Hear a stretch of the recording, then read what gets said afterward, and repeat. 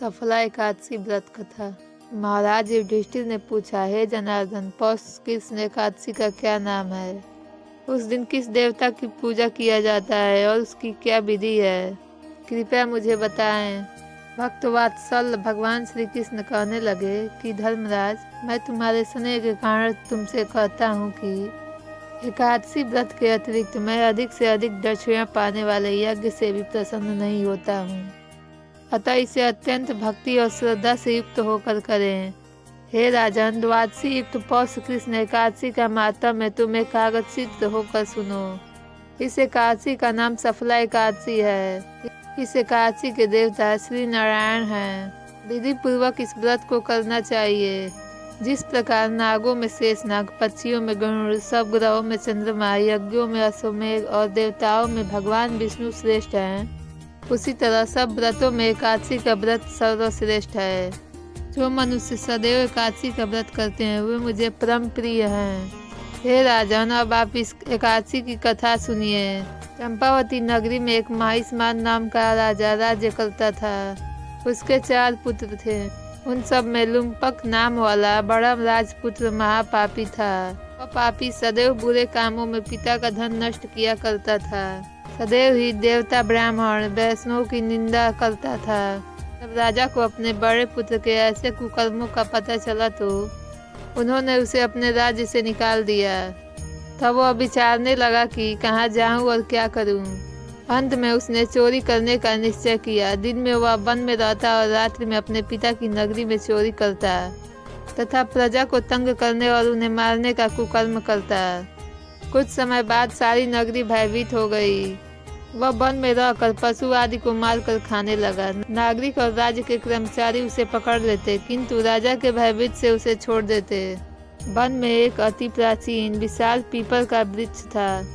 लोग उसकी भगवान के समान पूजा करते थे। उसी वृक्ष के नीचे वह महापापी लुम्पक रहा करता था। वन को लोग देवताओं की क्रीड़ा स्थली मानते थे।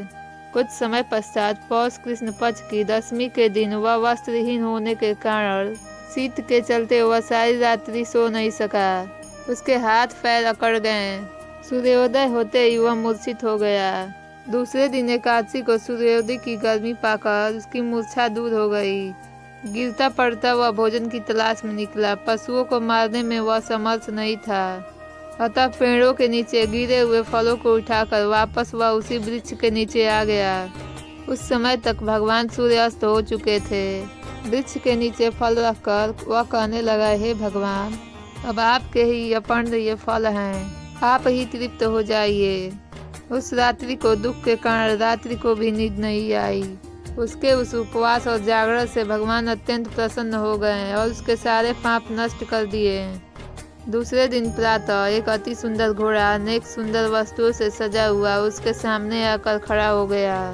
उसी समय आकाशवाणी हुई कि हे राजपुत्र, श्री नारायण की कृपा से तेरे सारे पाप नष्ट हो गए हैं। अब तू अपने पिता के पास जाकर राज्य प्राप्त कर। ऐसी वाणी सुनकर वह अत्यंत प्रसन्न हुआ और दिव्य वस्त्र धारण करके भगवान की जय हो कहकर अपने पिता के पास गया। उसके पिता ने प्रसन्न होकर उसे समस्त राज्य का भार सौंप दिया और वन का रास्ता लिया।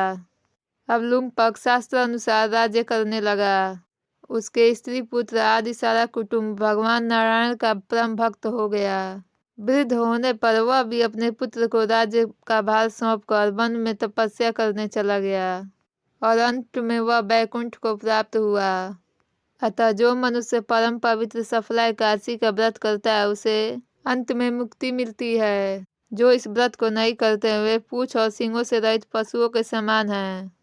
इस सफला एकादशी का व्रत कथा सुनने से मनुष्य को अश्वमेघ यज्ञ का फल मिलता है। अगर आपको कथा अच्छी लगी हो तो वीडियो को लाइक करके चैनल को सब्सक्राइब कर ले। धन्यवाद।